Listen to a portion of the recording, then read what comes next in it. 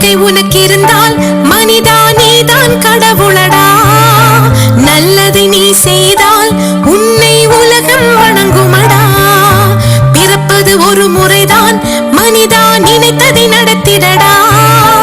இறப்பது விடுமுறைதான், நீ இங்கு அதற்குள் ஜெயித்திடடா.